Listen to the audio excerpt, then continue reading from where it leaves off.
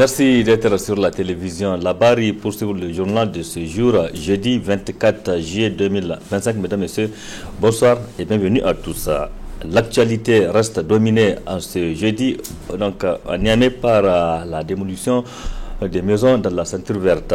Ainsi, après l'expiration de l'ultimatum donné par les autorités aux occupants illégaux de la ceinture verte, les bulldozers sont entrés en action tôt ce jeudi matin pour le démolissement des maisons dont leurs propriétaires ont été sommés de quitter.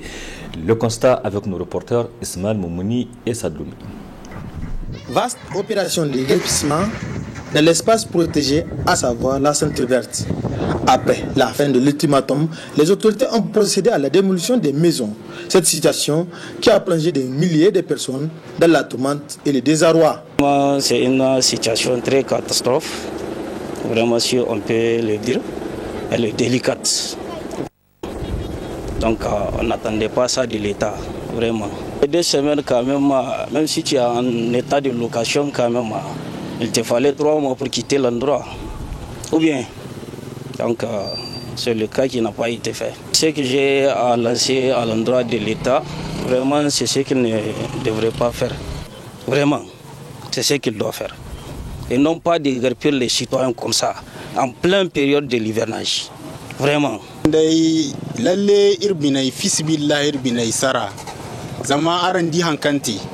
La situation est vraiment lamentable. Comme vous le voyez, ils ont même démoli nos maisons, malgré que nous disposons des titres fonciers signés par l'autorité municipale. On implore le Tout-Puissant pour qu'il nous règle cette situation. Ces personnes crient à l'injustice car disposant des titres fonciers signés par l'autorité. Mais bien sûr que oui, puisque c'est l'État qui a bel et bien établi les actes. Ou bien? Bon, j'ai acheté ma parcelle avec, comment dirais-je, comment on appelle, un certain Ibrahim. Donc lui aussi, non, c'est pas un lotisseur, mais quand même il vend des parcelles. Mais c'est un acte que j'ai payé et j'ai été même au niveau du cadastre pour demander est-ce que la parcelle là et l'achat là ça doit être certifié. Ils m'ont dit qu'il faut acheter seulement. Vraiment l'endroit c'est protégé. J'ai été au niveau du cadastre pour demander. J'ai pris même un topographe de là-bas pour pouvoir me montrer ma parcelle. Donc c'est en raison de cela que j'ai payé ma parcelle. L'État n'a pas permis cela.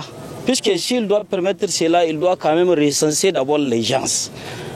S'il recense les gens qui ont des parcelles ici, puisqu'il a dit qu'il y a expropriation. Et ça veut dire qu'il y aura un dédommagement après. Donc il n'a pas fait ça.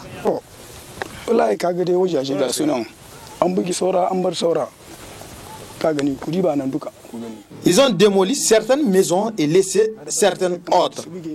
Les agents des eaux et forêts viennent nous dire d'arrêter la construction malgré les titres fonciers. Il vient demander qui est le responsable de la maison et lui notifie que sa maison sera rasée dans 2 semaines. C'est après la 3e semaine qu'ils sont venus.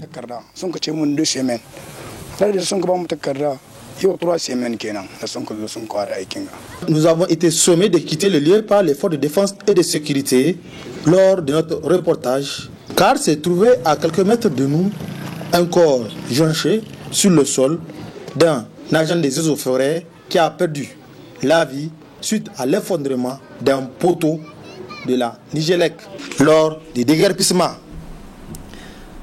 Merci Ismaël Moumouni et paix à l'âme des éléments de force de l'environnement qui a perdu sa vie lors de cette opération. Ensemble pour une Afrique numérique et sécurisée, c'est le thème du forum continental qui a débuté ses travaux ce jeudi 24 juillet 2025 sous la présidence du Premier ministre Ali Mohamed Lamine Zen. C'était au palais de congrès. Des chercheurs, des étudiants, des institutions et même des décideurs du domaine participent à ce forum de Niamey qui va durer 3 jours. Retrouvons Simal Moumouni et Ibrahim Abdou. favoriser les échanges entre experts, chercheurs, les étudiants, les institutions privées et décideurs du domaine du numérique pour dégager des réponses communes efficaces face aux différentes menaces liées à la cybersécurité. Tel est l'objectif visé à travers cette présente activité. Le Niger aligné sur cette dynamique de développement dans le numérique à travers l'Agence nationale pour la société de l'information ANSSI qui accueille le sommet régional Afrique-CER portant sur les menaces handshake. Ça s'appelle le handshake et c'est véritablement une poignée de main pour être sûr que nous ayons toutes les personnes dont nous avons besoin au niveau du continent et d'ailleurs, pour nous aider à bâtir le numérique que nous voulons pour le Niger. C'est vraiment dans ce cadre-là que nous avons organisé cette activité. Et c'est une activité qui se tient une fois par an dans différents pays. Donc cette année, le Niger, et nous en sommes assez fiers parce que tout simplement, il faut absolument que nous avancions nous aussi sur le numérique, mais de la bonne façon, dans le sens de tout doit être sécurisé. Et véritablement, il faut aussi que l'on dise et que l'on donne aux citoyens l'opportunité de comprendre quelle est leur responsabilité en se mettant sur le numérique.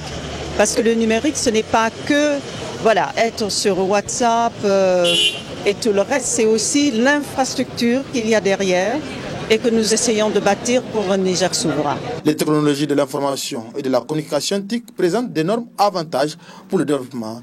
Ce compte tenu des multiples opportunités que les pratiques digitales nécessitent, une veille technologique constante et permanente pour la protection, l'exploitation des données numériques, la sécurité informatique et autres défis subséquents, en témoigne le CEO de l'Africa-CER.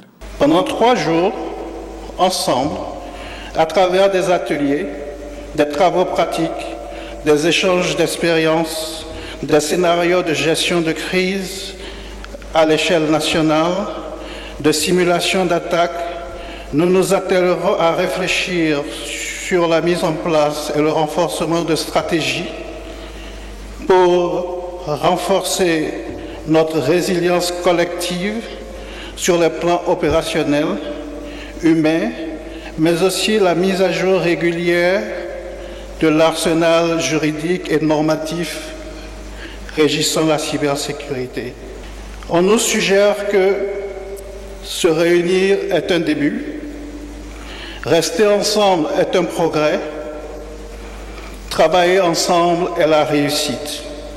Cet événement d'envergure internationale qui constitue un cadre propice de développement et de promotion des bonnes pratiques du numérique avec des échanges de partage d'expériences, de renforcement des capacités entre les parties prenantes régionales et internationales et salué par le Premier ministre. Nous comptons sur vous pour parachever la mise en ligne des services publics, le développement du réseau électrique, la digitalisation de l'économie en passant par des banques numériques et des services d'assurance en ligne, des chaînes de dépenses et de recettes, la construction d'un data center national Tier 3. C'est pourquoi le gouvernement a engagé ces réformes structurantes en adoptant la stratégie nationale de cybersécurité, la mise en place d'un prochain centre national de cybersécurité et l'adhésion de notre pays aux conventions internationales.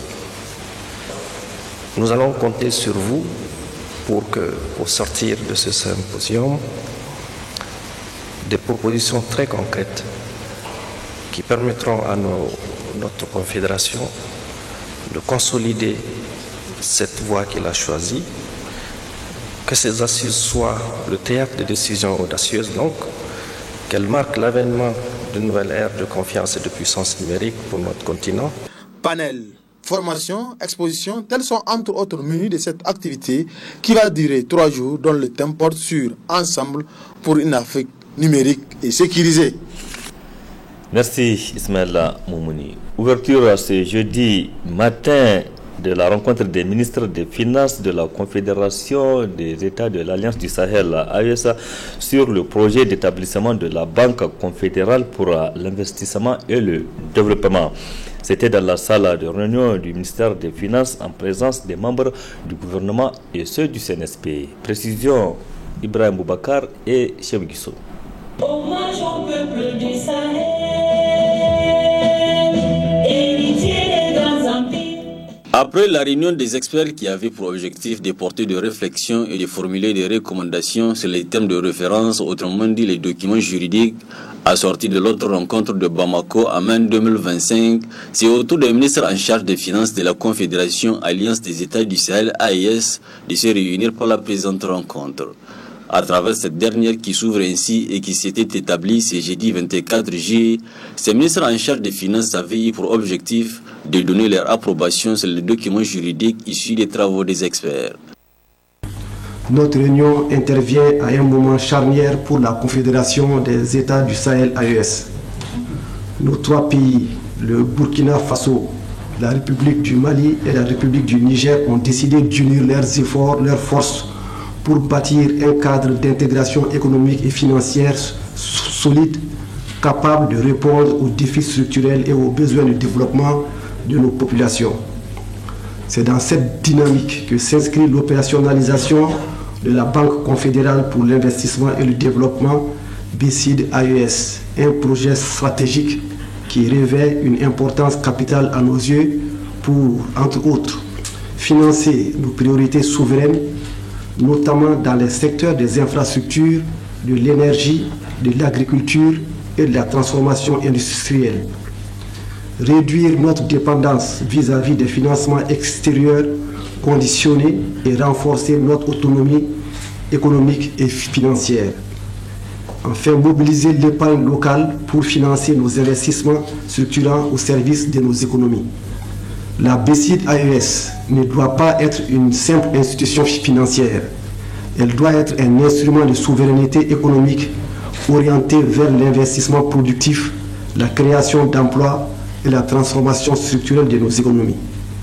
À ce titre, les dispositions utiles devraient être prises pour assurer une gouvernance exemplaire basée sur la transparence, la performance et la responsabilité pour inspirer confiance aux citoyens de la Confédération. Une vision alignée sur nos plans nationaux et communautaires de développement afin d'assurer la cohérence et l'efficacité de nos interventions. Dans la suite de son allocution, le ministre malien de l'économie et des finances, également président du comité ministériel, s'est réjoui des efforts fournis par les experts. Al-Husseini Sanoun n'a également pas manqué d'appeler à une mobilisation collective pour l'effectivité de la Banque confédérale en perspective. À la suite de la BCID AES exige de nous une mobilisation collective et des décisions rapides en ce qui concerne la validation des études et des textes constitutifs visant à rendre opérationnelle la banque, la mise en place des organes de gouvernance efficients à la hauteur de nos ambitions affichées, la définition des instruments adaptés aux besoins de nos économies. Mesdames et messieurs, honorables invités, je voudrais féliciter l'équipe d'experts pour la qualité des documents soumis à l'approbation du Conseil des ministres développement de l'AES pour nous prononcer là-dessus afin de pouvoir avancer très rapidement dans l'opérationnalisation de cette banque. Rendre opérationnelles les actions prioritaires du pilier développement après celui de la défense et de la diplomatie, c'est l'objectif principal de l'idée de création de la Banque confédérale. Merci Boubacar Ibrahim. Cette rencontre prendra en principe fin dans cette soirée même. Autre aspect de cette édition, parlons de cette cérémonie de lancement ce jeudi matin dans les locaux de la mutuelle de la police nationale et de la garde nationale de la campagne nationale de sensibilisation sur l'éthique et la déontologie au sein des forces de défense et de sécurité intérieure. Cette campagne vise à renforcer sur l'ensemble du territoire national la culture professionnelle, le respect de la déontologie et de l'éthique du service public, nous rapporte Nafisa Zakou et Salvi. C'est dans le but de la création d'un vrai partenariat avec les autorités locales et les populations pour mieux ancrer les services des forces de sécurité intérieure au sein de la communauté pour le renforcement des actions préventives que se tient cette rencontre. Elle marque ainsi le début de la campagne nationale de sensibilisation sur l'éthique et la déontologie au sein des forces de défense et de sécurité intérieure. Ce qui nous réunit aujourd'hui, c'est ce qui est attendu de nous, à savoir la réactivité, la cohésion, la consultation, la mobilisation et la résolution des problèmes. C'est donc l'importance des valeurs fondamentales qui doivent guider l'action des forces de sécurité basées sur l'intégrité, la discipline, la neutralité, le respect des droits humains et la loyauté envers la République. Ces principes ne sont pas théoriques. Ils conditionnent la légitimité et la crédibilité de nos interventions, surtout dans un contexte sécuritaire aussi sensible que celui que connaît notre pays. Cette initiative portée par la direction de la sécurité publique de la police nationale avec l'appui financier et technique du Centre de Genève pour la gouvernance du secteur de sécurité des CAF revêt tout son caractère important car elle se tient dans un contexte marqué par une insécurité accrue au Niger. Dans un contexte marqué par une insécurité accrue, il est essentiel que le professionnalisme des FDS soit non seulement reconnu, mais aussi constamment amélioré à travers le respect scrupuleux des droits humains. C'est ce socle que le respect de l'éthique et de la déontologie permet d'assurer une délivrance de services de sécurité de qualité adaptés aux besoins réels des populations nigériennes, tout en consolidant la cohabitation harmonieuse entre les forces de sécurité et la population civile. Je tiens à souligner avec force la nécessité d'un dialogue responsable et inclusif avec la population. Procédant au lancement de cette campagne qui vise à promouvoir un secteur de sécurité professionnel responsable et respectueux des droits humains, le représentant du directeur de la police nationale est revenu sur le rôle que joue le DCAF dans l'accompagnement de la direction de la sécurité publique. Permettez-moi ici de souligner avec force le rôle stratégique que joue le DCAF aux côtés de notre ministère et plus particulièrement dans l'accompagnement de la direction de la sécurité publique. Depuis plusieurs années, le DICAF appuie la réforme du secteur de la sécurité dans une approche centrée sur la sécurité humaine, le renforcement des capacités des structures de police, notamment dans le domaine de la redevabilité, de l'éthique professionnelle et de l'engagement communautaire. L'organisation fera inclusif sur la recherche de solutions concentrées avec la communauté sur l'insécurité. L'organisation des campagnes de sensibilisation à l'image de celles que nous lançons aujourd'hui visant à outiller les acteurs de la sécurité face aux exigences d'un état de droit.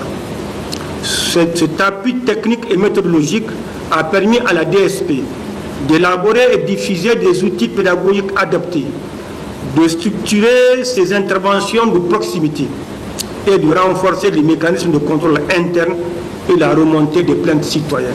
Au cours de cette séance de sensibilisation, les forces de sécurité intérieure vont échanger avec ouverture et responsabilité afin d'œuvrer pour un secteur de sécurité plus éthique, plus professionnel et plus proche des populations nigériennes. Merci Nafisa Zakou. Rendons-nous dans la commune rurale de Liboré. Là-bas, c'est la structure des femmes engagées pour la sauvegarde de la patrie, FAESPA, qui a décidé de doter les élèves de l'école de la cité Alpha dans cette commune rurale des infrastructures, notamment 2 classes en matériaux définitifs qui seront construites. La pose de la première pierre de ces infrastructures a eu lieu ce jeudi matin Une cérémonie précédée par une séance de lecture du livre saint, le Coran et de Kunouta. Le résumé avec Sakina Sadou Gazipo et Aboukar Soleil. La cérémonie débute sous un ton religieux et solennel avec la lecture du Saint-Coran et de la prière de Kunut. Juste après, le chef de canton de Liboré a salué la pertinence de cette initiative entreprise par le réseau des femmes engagées pour la sauvegarde de la patrie qui vise à améliorer le système éducatif du Niger. L'administratrice déléguée de la commune rurale de Liboré, tout en souhaitant la bienvenue, a salué aussi ce projet.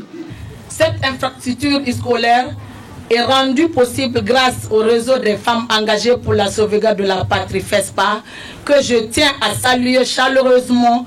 Votre engagement citoyen, votre esprit de solidarité et votre foi en l'avenir de notre pays méritent toute notre admiration. À travers ce geste concret et fort, le réseau FESPA démontre que les femmes jouent un rôle central dans le développement local de la construction du Niger fort, éduqué et résilient.